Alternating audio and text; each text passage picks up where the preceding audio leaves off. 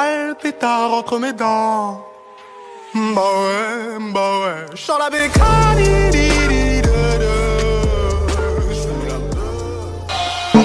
Allô, allô, son خودی گوش کن مرزا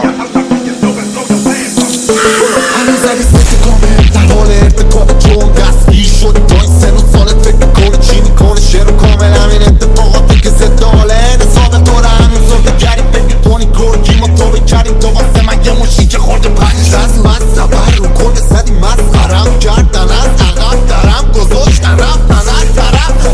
سن شبم دوره به تک تکتون از مقرم کلی فاصله داری روز نزا با یه فرانی با نام نگاری کن مثل کار اداری دنبالم باش شناسانم داشت بهت هشدارم دادم وقتی با هم دیگه رابطه داریم عاشق کاریم که وای میسیم تو جاده تاریک نمیتونی با یه واژه باشی واسه دل داریم مکانی که موقع سوخته یه متالی که کاری میکنم با رب تو خودت نشاشی بزن روی کلماتم بتادیم بزن هر جمله من معروفه به کالیبر هشت باید بگاسیم یه دم شاید سقافی رب کردم نمیذارم افکارم زندانی و تکراری بشن میخوای منو ببینی واسه یه سال دیگه چشم چون من پیسی هم و میگذرونم یه جا دیگه وقت جوری از سر تو میام تو که بپاشیم به هم که وقت رفتنم داشته باشین تا 3 ماه دیگه تم بعضی وقتا میری تو لش میذاری تو زب یه سیری تو بند بعدشم میری تو جمع بهت میگن اینجا لاس وگاس نیست نمیتونی مثل پاک شاخ به شاخ بالا اما لباسم نشو بلند حتی وقتی که دارم میخونم رپ و رومنس من نصف کارم تاریک بود تو نصفشون غم بود ما تو زیر زمین هار شدیم زیر بار کم بود